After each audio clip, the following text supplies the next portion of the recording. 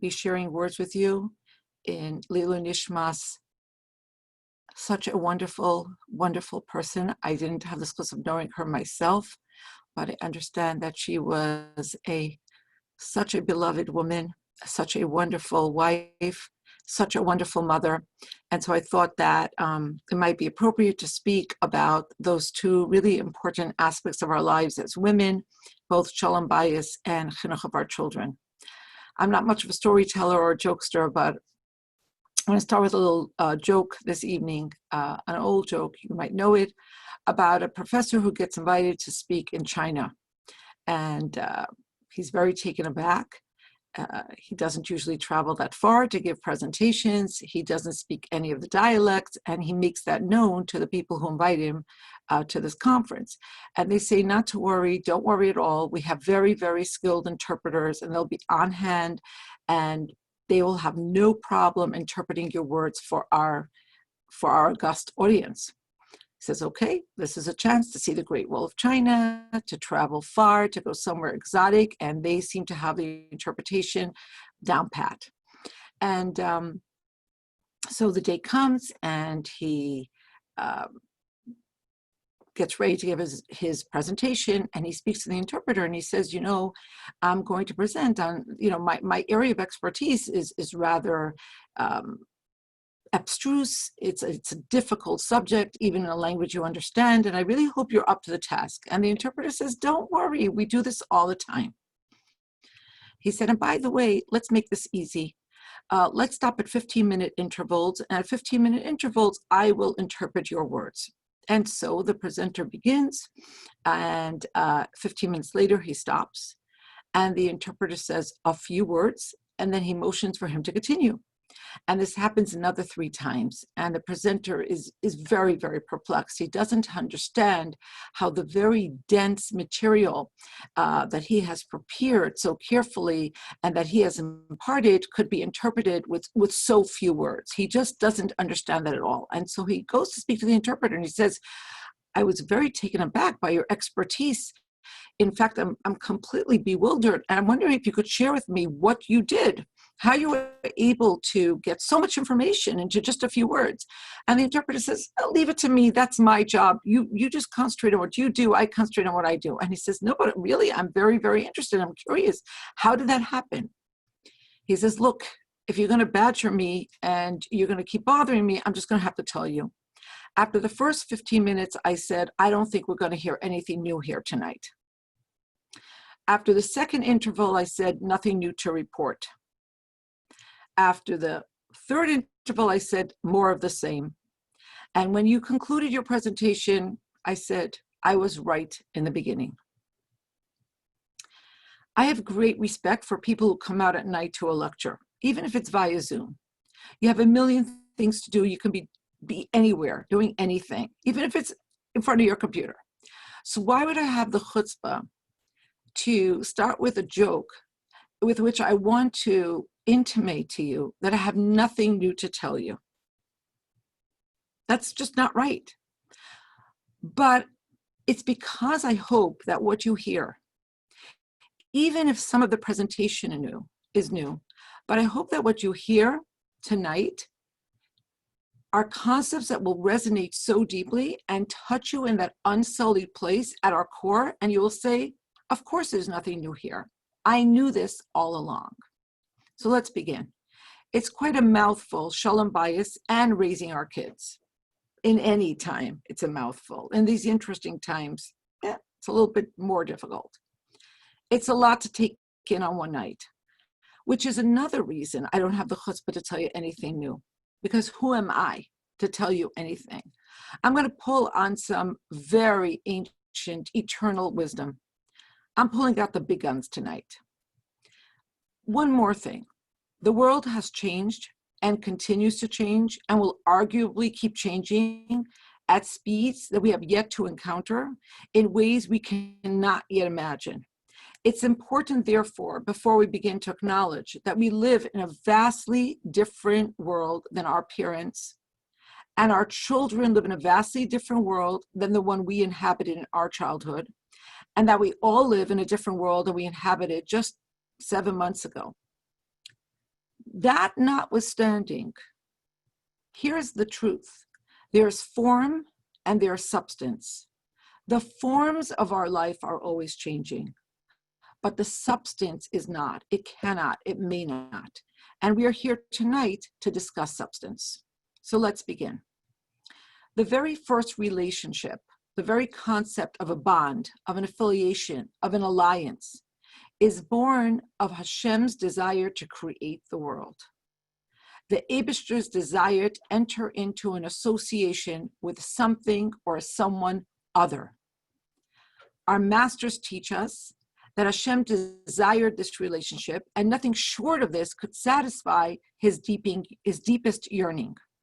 So let's look at this first paradigm of that first intimacy to glean some insights into our own. And if we're going to look for ancient secrets, let's go for broke. Let's go back beyond antiquity.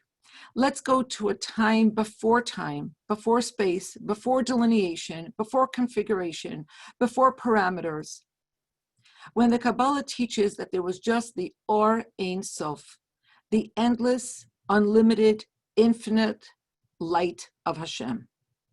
So how did this universe we live in emerge in all of its glory? Now, of course, there's the recounting, the creation story in Bereshis, and then there's the story that preceded that story. And in that story, there are 4 basic points. And my presentation tonight will follow along those 4 main points. So for people who like to have an agenda, I'm going to make it very easy. 4 points. Number 1, the Kabbalah teaches that the first thing that happened was something referred to as tzimtzum, contraction, constriction. Because here's the thing, the Eibusha took up all space, everything. So where was the world going to go? So imagine you have something very, very important to put on your hard drive, but your entire hard drive is taken up with very, very important files. There's no place to put your new information. You have to delete something. You have to create space. So the first thing is symptom, contraction, constriction, to create a conceptual space in which this world would exist. And this is what the Kabbalah calls a halal panoi, an empty space. So secret number 1 in our Sholom Bayis, in our raising our children, is tzimtzum. We have to pull ourselves out of the center. We have to get up and say to ourselves every morning, it's not about you, dummy. People, tongue-in-cheek, will often say, we'd have a great relationship if it weren't for you. But of course, you can't have a relationship without another. According to our Chachamim in the Gemara, Adam and Chava were originally one, 2 aspects of one dimorphous being.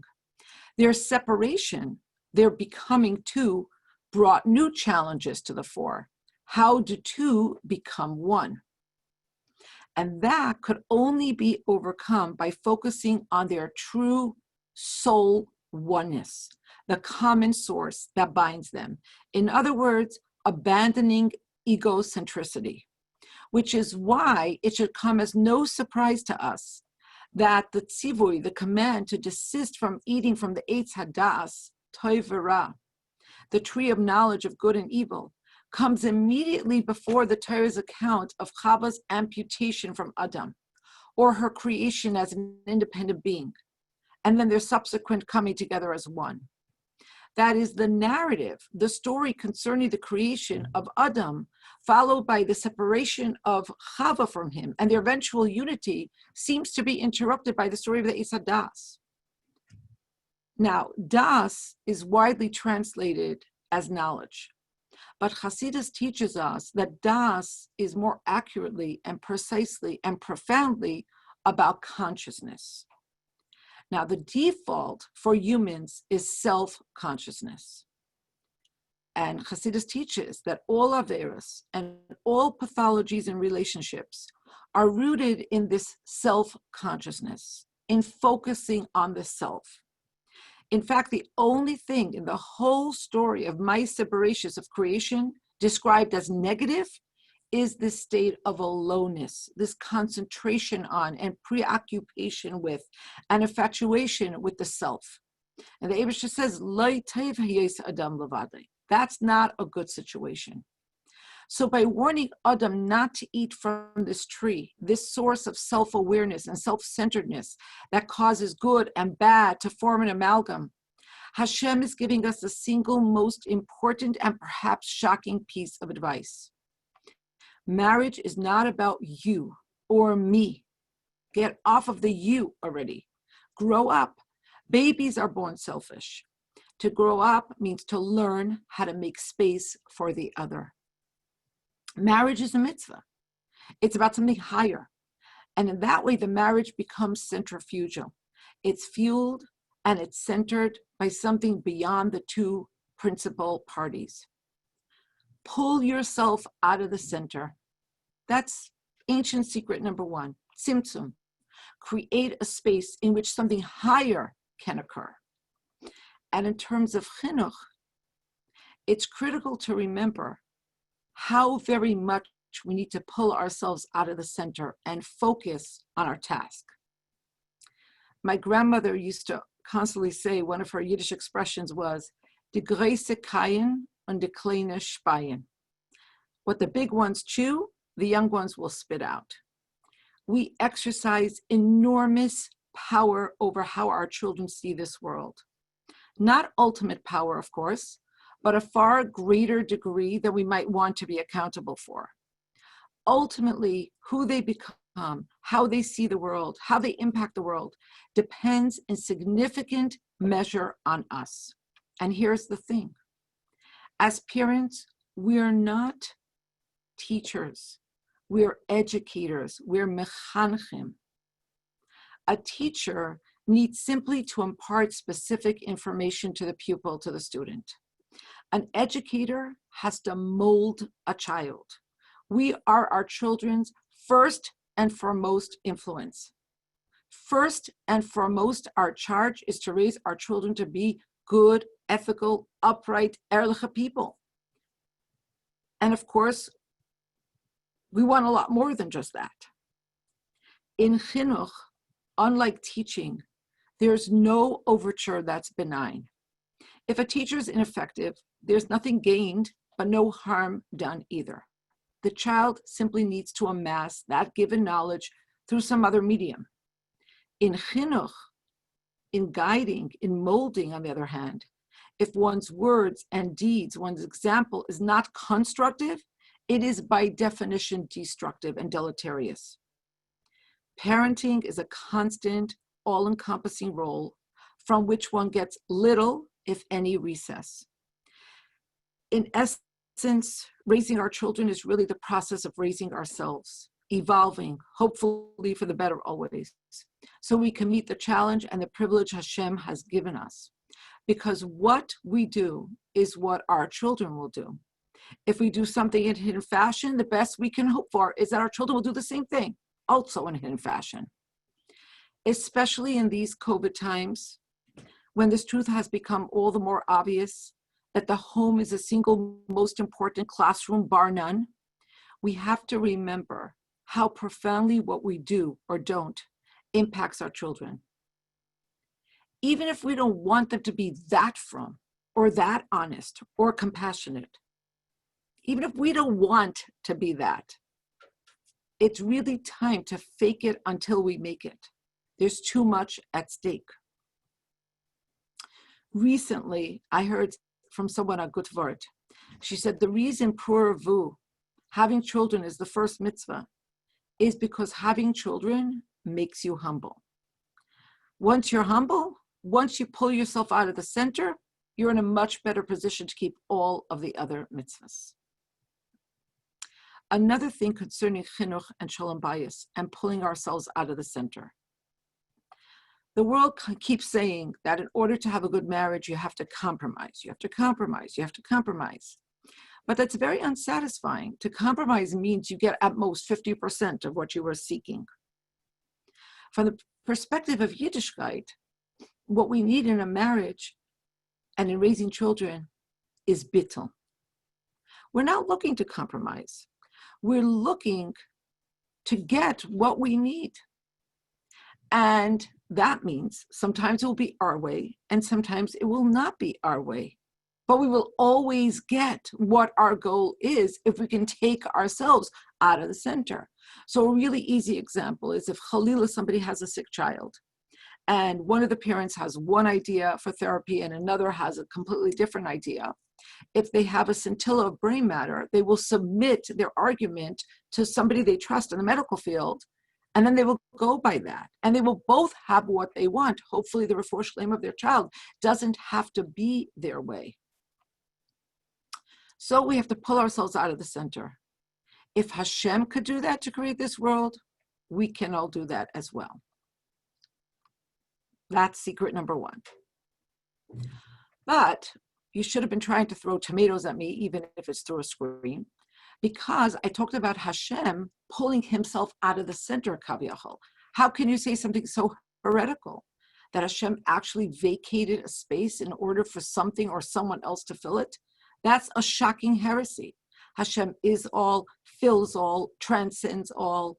The world entire exists in a tiny crevice within Hashem, which is why Hashem is referred to as Hamakim, precisely because he fills all space and is all space.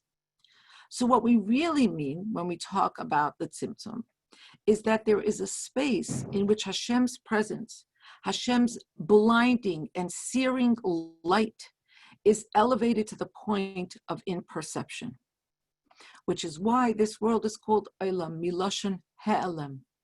Hashem is shrouded, obscured, obfuscated.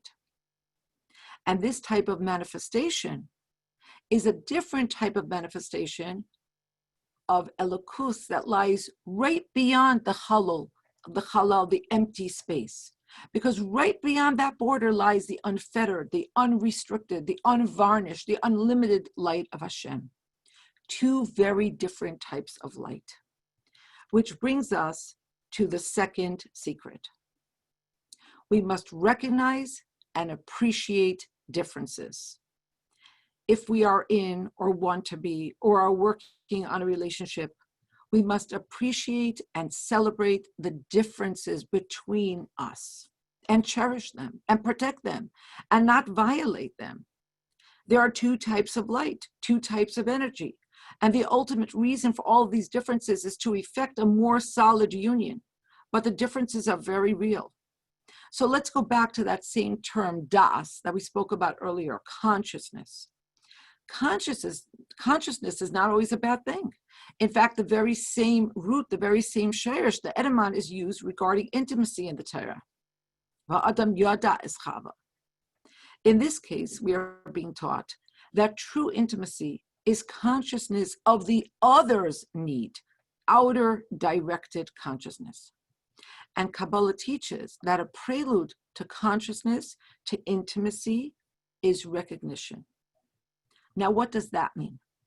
The Gemara teaches that Adam and Chava, as we said, in their primal form, were one dimorphous being, but they were configured back to back. He felt her, but he couldn't see her. She was conscious of him, but could not truly unite with him.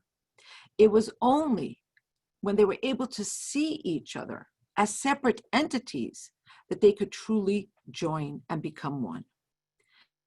The English word respect emerges from the Latin respice, to gaze at, to see, to truly discern. Now, if we look in Tanakh, this becomes very interesting.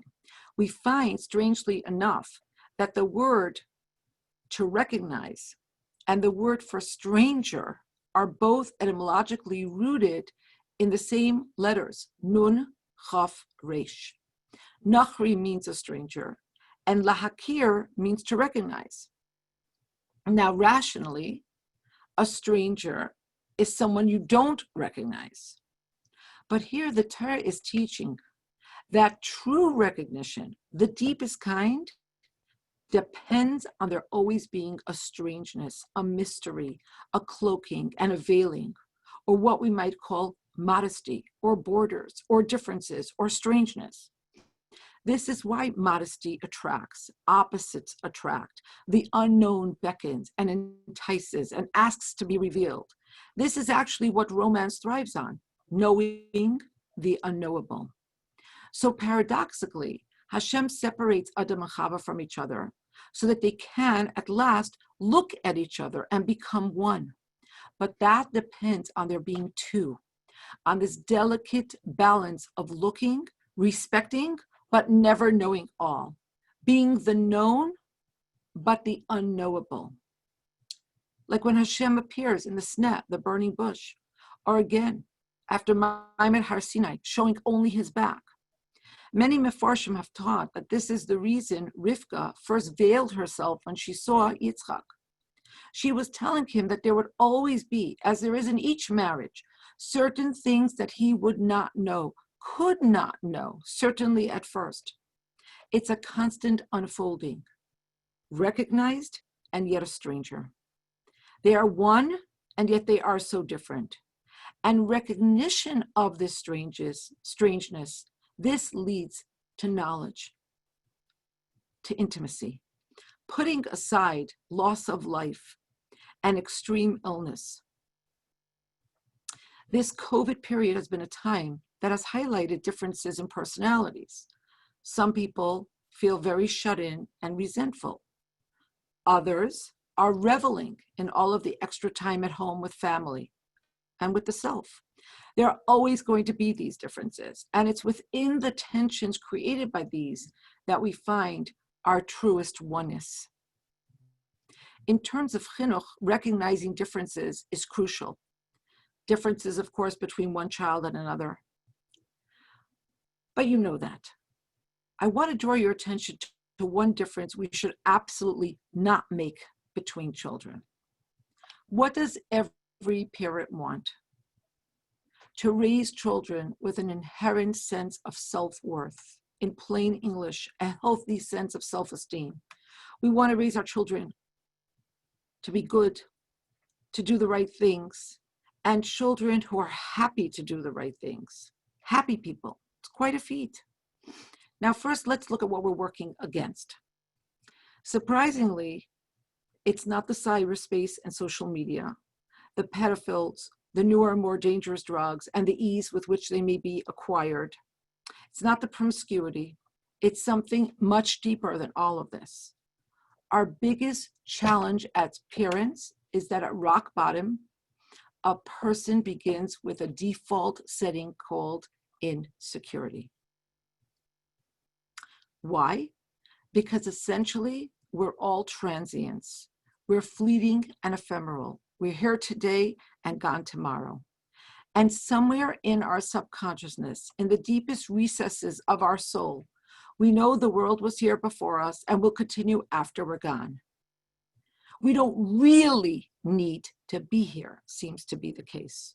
So what's to say that we will continue to be here in our present form? And this insecurity cannot be abated by buying toys and more expensive toys when they get older, by amassing resources, by garnering fame. In fact, a strong case might be made that people in positions of great wealth and or acclaim suffer greater insecurity. Affluence, of course, rides on the rise and fall of financial markets. Fame on the ebb and flow of public opinion. One never knows when a financial tsunami will appear or when a new star will eclipse the older one's place in the constellation. So how do we begin to endow our children with security? So we're told that the first line of development, of psychological development, is the child feeling that you take absolute, unabashed delight in them. You love them. You can't imagine life without them. And that's very, very important. So imagine if I asked you why you love your child. Let's say I asked you why you loved your child, Nehemiah.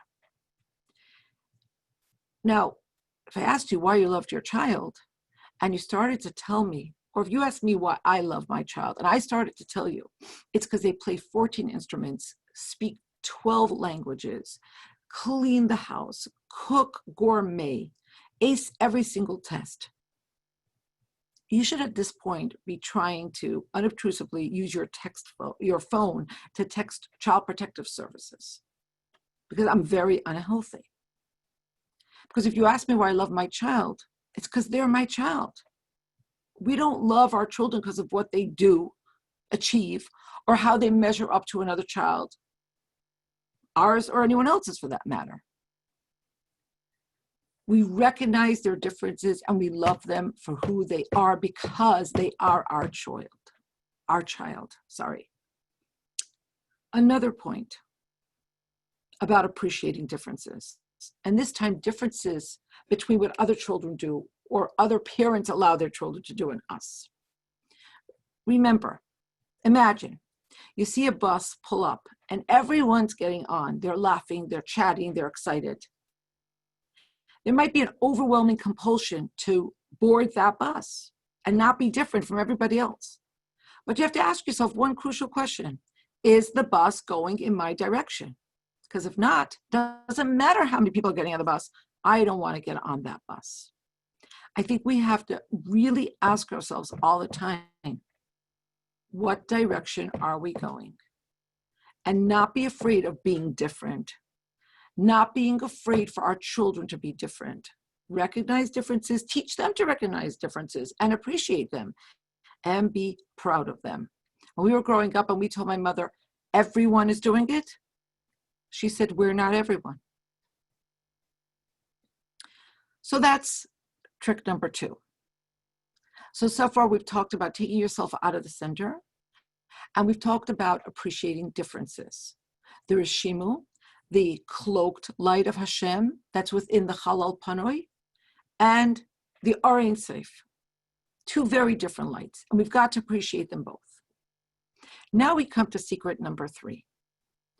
Chassidus never tires of telling us that David HaMelech writes in Tehillim, Ki Shemesh u'Magen Havaya Elokim, that God is the sun and the shield.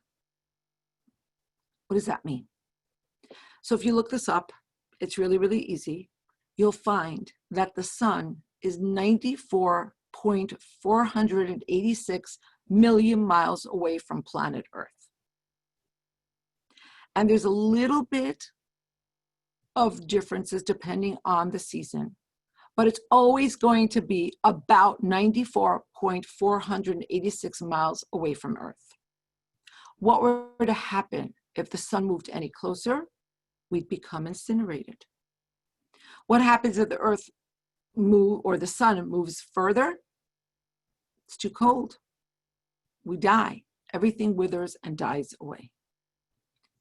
Hashem has to pull out of the center and remain obscured, masked, cloaked, obfuscated, because we need Bechira Chavshis. Because if Hashem were to be revealed, we'd become incinerated in the orb. We would be unable to do what this world was created for. But just as surely as we need that distance, we also need to be at a certain proximity. Otherwise, we cannot exist. And so, the Kabbalah tells us that after creating the Chalal Panui through Tzimtzum, Hashem streamed into this world a kav, a very concentrated vector of that Or Ein Sof, but in a very concentrated, very organized, very precise way, which we refer to as the Sephiris. And that is how we are vivified. That is how we exist. That is the way that Hashem relates to the world and to us. And because we were created in Tzelem Eloki, we relate to each other through the meaning of these 10 spheres or 10 meters, but that's for another night. But let's concentrate on this third aspect. And let's review. Because we said nothing new, real easy tonight. Taking ourselves out of the center. Number 2, appreciating differences. Number 3, even more logical.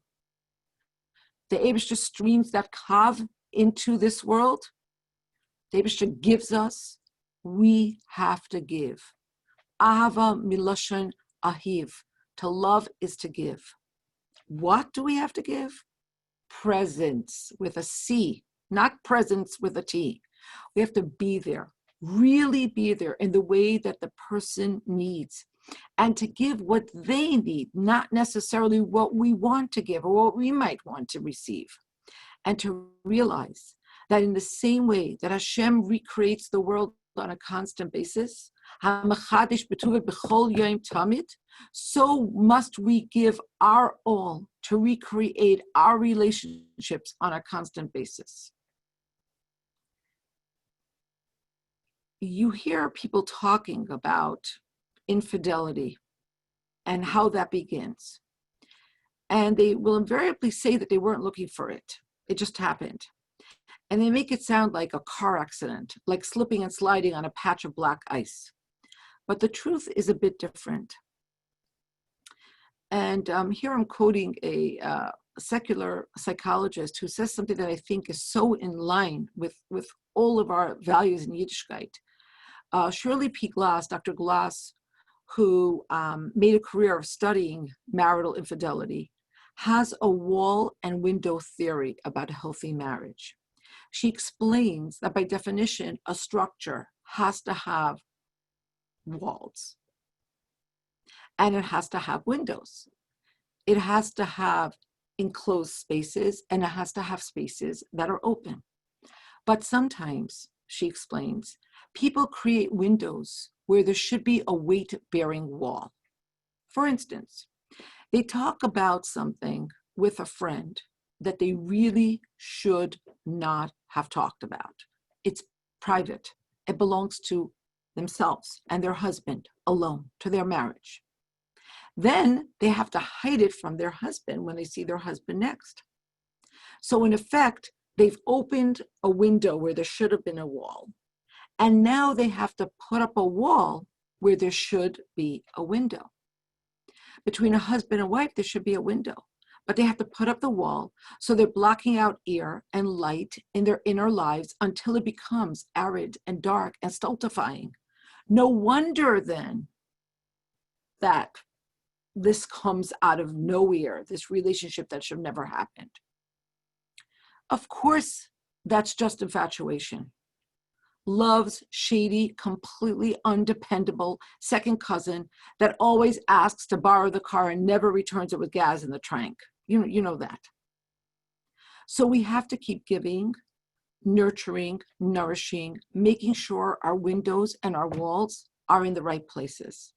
Perhaps especially in this current situation where we're all spending so much time online. We should never make the mistake of thinking that walls can become windows because it's all virtual. They say that people say things online that are so much more nasty and virulent than they would ever say in person. Because of the remove, it gives you the illusion that it's okay. It's not okay. The virtual becomes real. We really have to be extremely attentive to this. That's what we have to give our relationships. And what do we have to give our children? So earlier, I began to refer to this idea of providing our children with a sense of security and esteem. And one component, as mentioned earlier, is pure love. But there's much more, like honesty. Because if children can't trust their parents, who can they trust?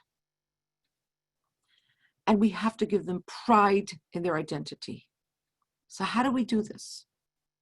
The Frierdiker Rebbe in the Klolei Chinuch v'Hadracha tells us that our psyche, our soul powers, can be divided in 4 categories. There's, of course, our emotive qualities, chesed, gevura, our love, our fear, our ambition, our humility. There's our intellectual, our cognitive faculties, chachma, bina, and das. Above that, there's ratzon, there's will. And above that, there's einig, delight, pleasure.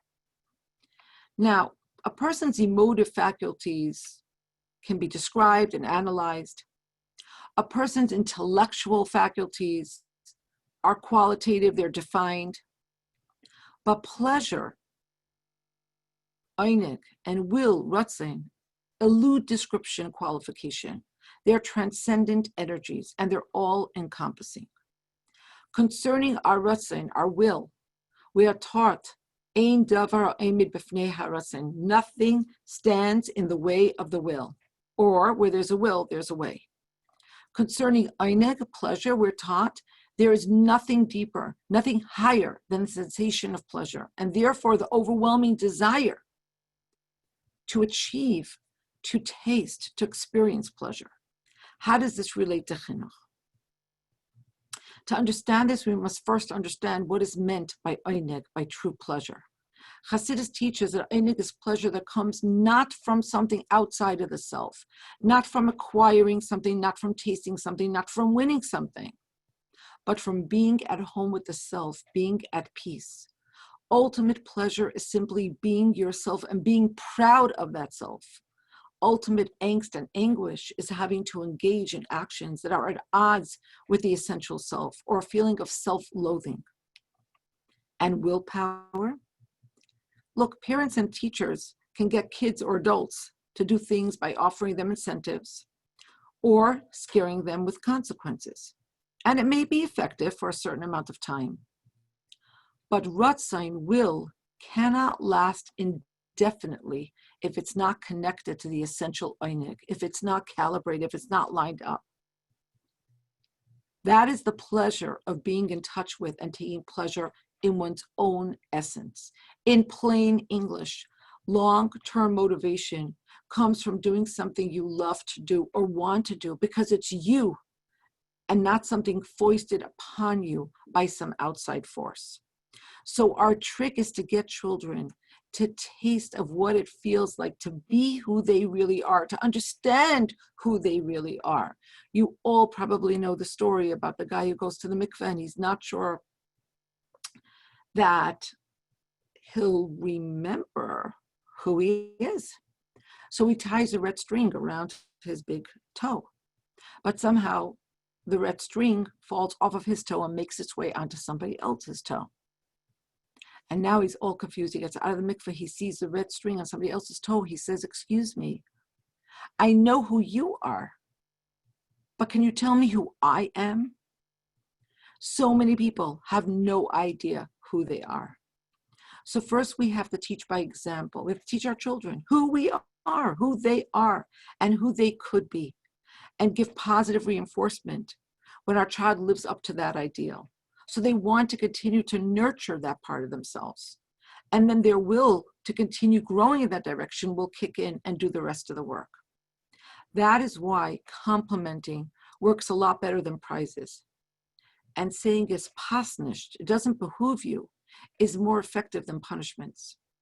Because we're helping the child to develop an understanding of who they are so that they can taste true pleasure and inner bliss and align their will and desire in that direction. And finally, the fourth aspect, the fourth ancient secret. So the Eibishter creates the world by first tzimtzum, creating a halal panui, an empty space where this world can exist. Outside of this world is the Or Ein Sof, the unfettered light. Within this world is the Rishimu, the cloaked and veiled light. So there are two lights, two energies. We have to learn to appreciate difference, distinctness, diversity, plurality, multifariousness. The third trick, to give. What must be given constantly. And now, and this is sometimes the most surprising thing for people, and it seems counterintuitive in terms of a to-do list.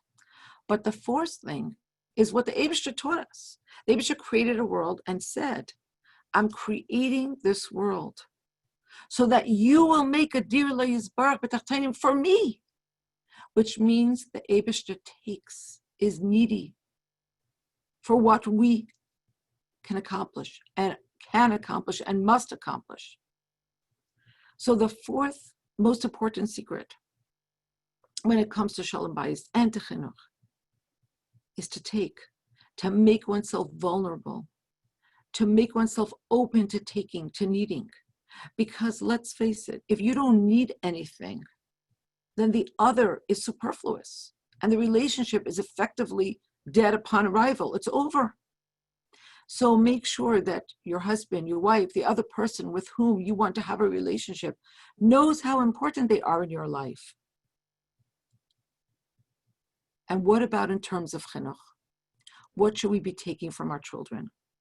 To understand this, we go again to revisit this idea of security and self-esteem.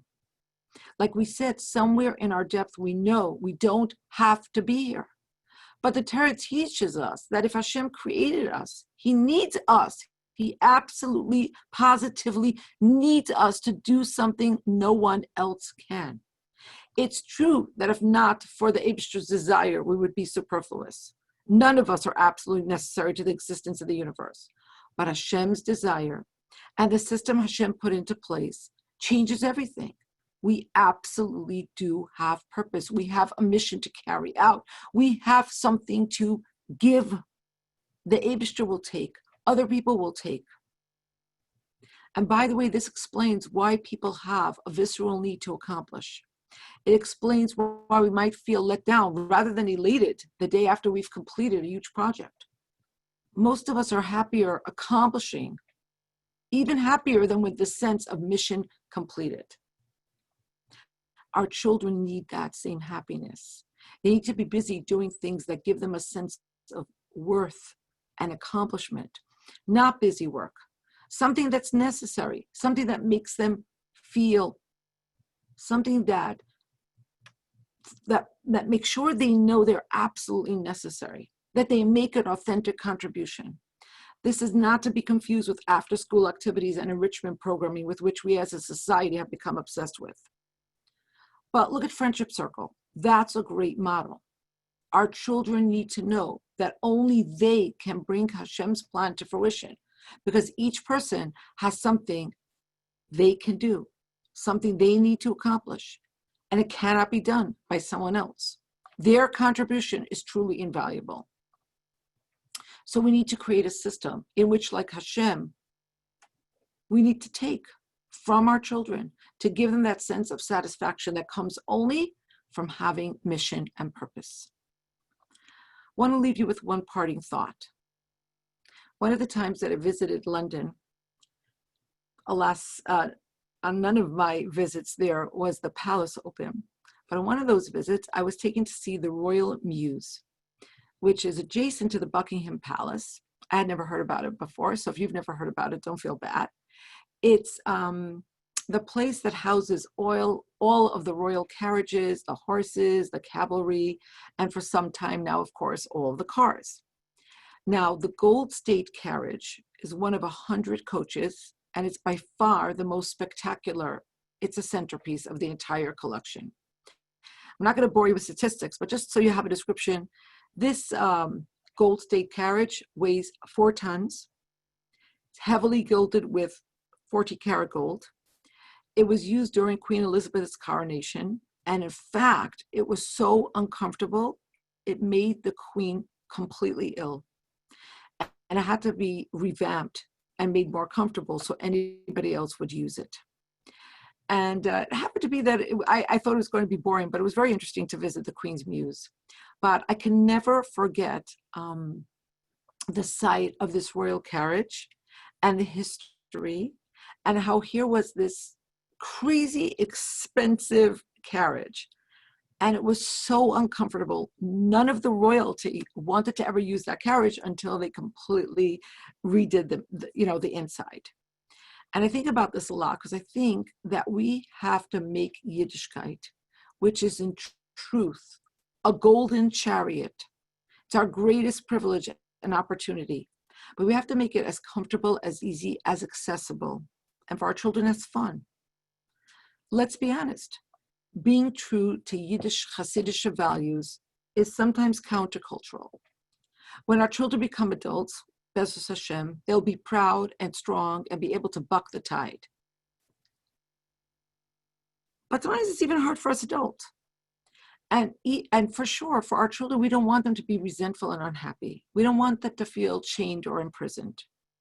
As adults, they can appreciate that a string tightly woven into the violin is the only string that can make beautiful music. The free, unfettered strengths on the table can't accomplish anything. To be free on the high seas, you have to be enslaved to the rules of navigation. And so it is in every area of life. But as children, they don't know that yet. And so we have to make Shabbos delicious and wonderfully enchanting and give them a poem they'll never forget, etc., etc. It's important for us to remember that.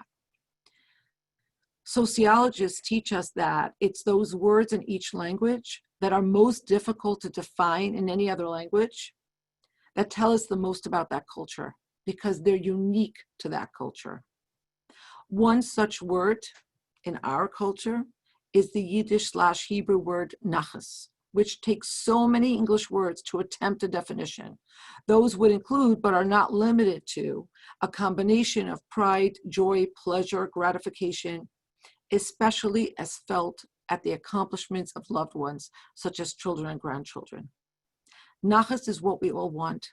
Nachas is what we all wish each other. So in closing, I wish all of us endless Hasidic nachas from our children, our grandchildren, and from ourselves. We're also children. We want to be a source of endless Hasidic nachas to all around us. And let us remember as we face the uncertainty that has become the only thing we can be certain of these days, that previous generations faced many and very difficulties, much greater than ours, I think. But we're here today because they stayed the course, and so can we, pandemic or not, by remembering who we are and what we must do, taking ourselves out of the center, appreciating differences, giving with all our heart, and being big enough to take. I wish us all hatzlacha and kol tov. Have a very good evening. Amen. Thank you very much. Thank you all for joining.